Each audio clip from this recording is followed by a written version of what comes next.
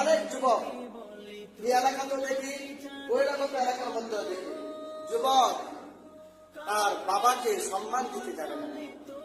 যুবকের চাকরি হয়েছে, বাবা হলো দিনমজুর, বাবা খেটে খাওয়া মানুষ, বাবা অটো চালক, রিক্সা চালক, ব্যাংক চালক, যখন গেল বা পুতের অফিসে, ছেলের অফিসে যখন গেল, সেই ছেলে বাবাকে দাবি করতে এমন ঘটনা আপনার শুনেন নাই?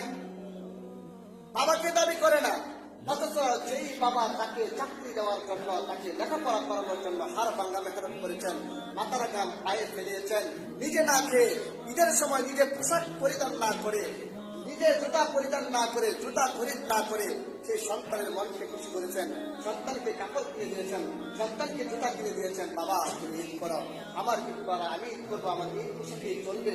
বাবা তোমাকে কষ্ট করে লেখাপড়া করিয়েছি, তোমার একটা চাকরি হবে, সেই চাকরির আশায় আছে। সেই যুবক বাবার সাথে কি আচরণ করে, বাবাকে সেই যুবক চিনে। যদি কোনো যুবক পিতাকে অসম্মান করেন, পিতার মূল্যায়ন না করেন, মেরে